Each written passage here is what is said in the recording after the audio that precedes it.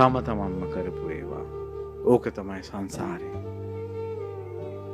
වෛරයෙන් කොරෝදෙන් ඉන්න එපා. උයන බත්පත උයලා දෙන්න පිනක් කියලා පුපුරවන්න නැතුව. ඉවසගෙන ඉන්න මිනිස්සු දෙස් දෙවුල් තියද්දින් ඉවසගෙන ඉන්න. දරාගෙන ඉන්න.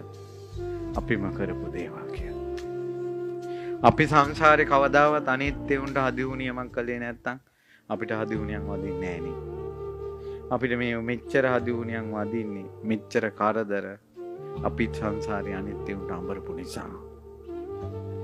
තරහක් ආවට පස්සේ පොල් ගෙඩි අරගෙන කපුරු ටික පත්තු කරලා කරකවලා දෙයියෝ සී කරගෙන ඕකගේ හතර හන්දි කැඩේවා කියලා පොල් ගෙඩිය ගහනවා.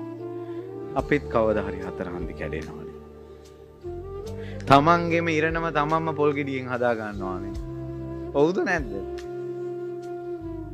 සංසාරේ අනිත් මිනිසුන්ට ශාප කරන්න එපා. වෛර කරන්න එපා.